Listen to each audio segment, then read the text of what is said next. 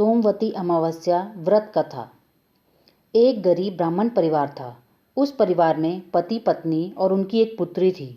वे पुत्री धीरे धीरे बड़ी होने लगी और वे सुंदर और गुणवान बन गई, किंतु गरीब होने के कारण उसका विवाह नहीं हो पा रहा था।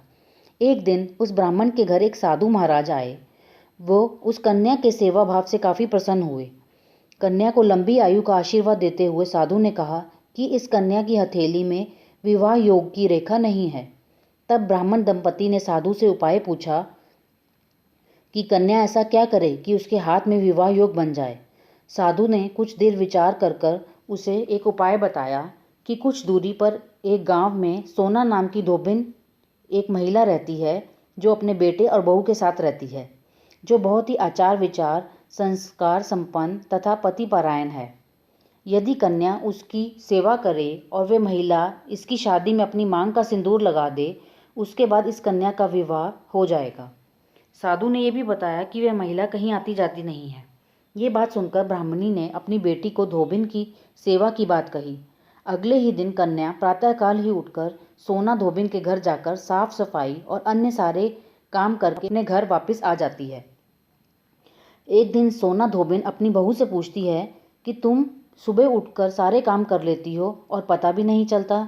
बहू ने कहा, माँ जी, मैंने सोचा कि आप सुबह उठकर सारे काम खुद करती हैं, मैं तो देर से उठती हूँ। इस पर दोनों सास बहू निगरानी करने लगी कि कौन है जो सुबह आकर घर का सारा काम करके चला जाता है। कुछ दिन बाद धोबिन ने देखा कि एक कन्या मुंह छुपाकर अंधेरे में घर में आती है और सारा काम करने के बाद चली जाती है। एक दिन जब वह जाने लगी तो सोना धोबिन ने उसके पैरों पर गिरकर पूछा कि आप कौन हैं और इस तरह छुपकर मेरे घर की चाकरी क्यों करती हैं। तब कन्या ने साधु द्वारा कही गई सारी बात सोना धोबिन को बताई। उनमें तेज था, वे तैयार हो गई। सोना धोबिन के पति थोड़ा अस्वस्थ थे। उसने अपनी बहू से अपने लौट आने तक घर पर ही रहने को कहा। सोना धोबिन ने जैसे ही अपनी मांग का सिंदूर उस कन्या की मांग में लगाया, उसका पति मर गया।